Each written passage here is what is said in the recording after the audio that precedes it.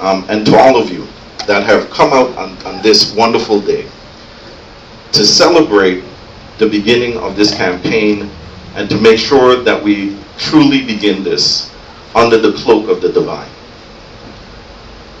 Donna and I entered this race because of the special time that we're in. It is a time that demands a different type of leadership. As the good Reverend talked about from the passage of Mark, the Gospel of Mark, where he talked about a type of leadership that put service first. And so we present ourselves not as politicians, but as servant leaders. Servant leaders put community first. And the qualities that they bring are more steeped in wisdom than in arrogance, intellect, and selfishness. Servant leaders call on such attributes and characteristics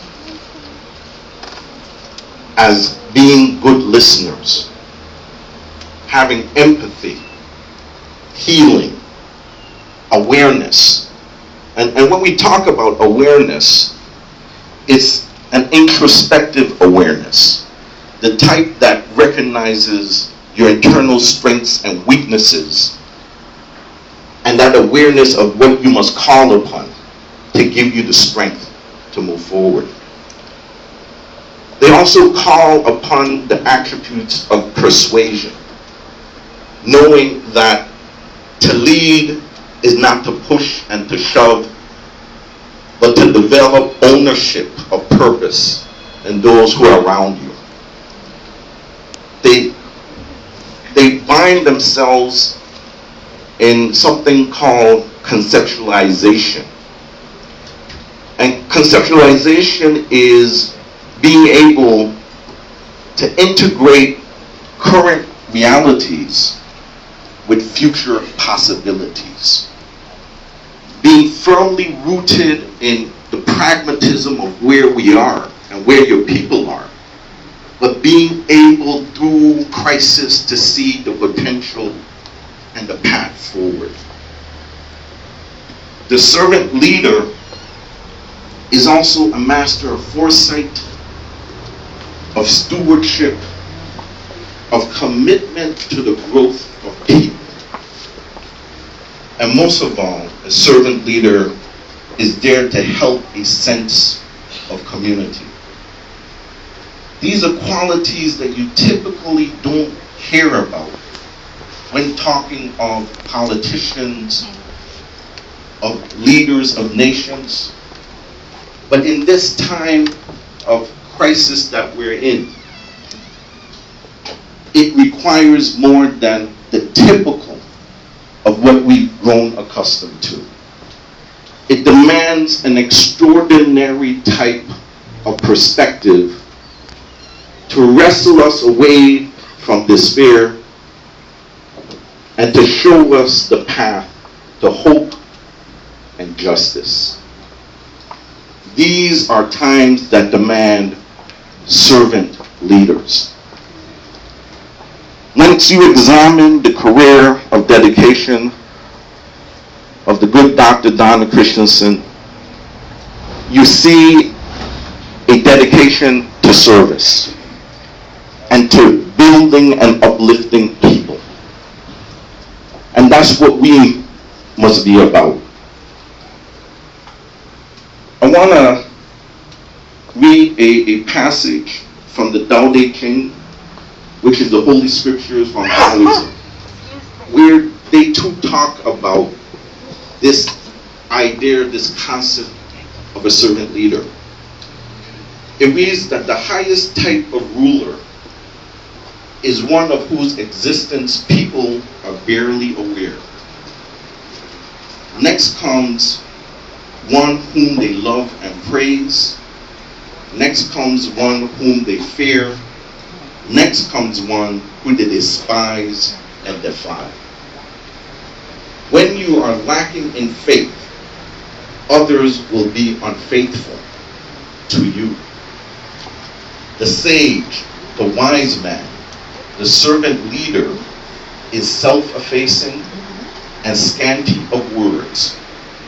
When his task is accomplished and things have been completed, all the people say, "We ourselves have achieved it." So that perspective of the leader putting service above everything else, not seeking the aggrandizement of his own spirit, but the task of building up the people, suggests that in that building, in that concentration of energy to help people emerge to their greatest possibilities, the leader disappears in the celebration of the success of the people. What an amazing thought, that we can have the type of leadership that leads us to discovering and harnessing and energizing the spirit within us to rise up and create the community and the opportunities, the quality of life that we all seek. Because it's not about the leader. It is about what, as a people, we are able to create for ourselves.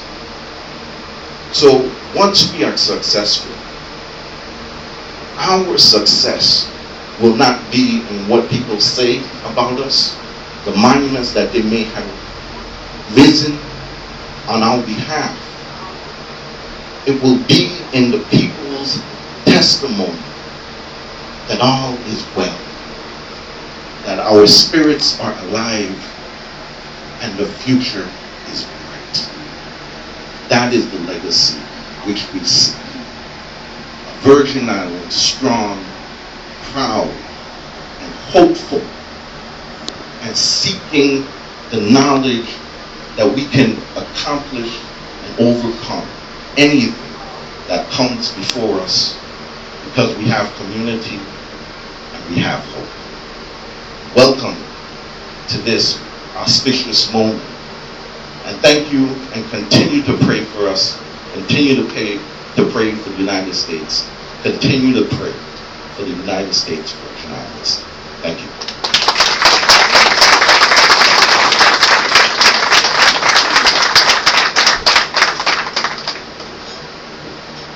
Thank you so much, Lieutenant Governor. I think you missed your calling, you know. Clergy awaits. You know, as a child growing up, we prayed 6 times a day. I know most of you did also. I'll tell you how and when. The first prayer was at the bedside. The second was when you got to school. The third was before lunch. The fourth was after lunch. The fifth was before you go home from school. And the sixth was at the bedtime again. And I remember that the little prayer we're going to say now before we have breakfast is reminiscent of that prayer, the third time we prayed before lunch. So,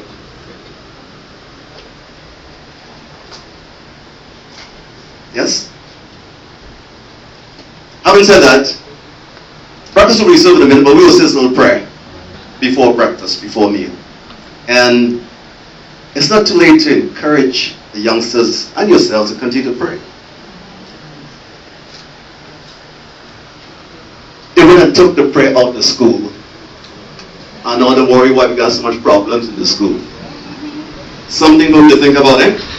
So can you please join me in the pre-breakfast prayer? You all have it on your little program. And you can remain sitting, that's fine. I'm going to sing it. Well, I don't know the lyrics, I used to recite the thing, but that's one of you all begin this. Don't you want to sing? Put on the spot.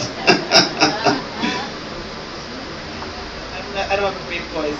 Be present at our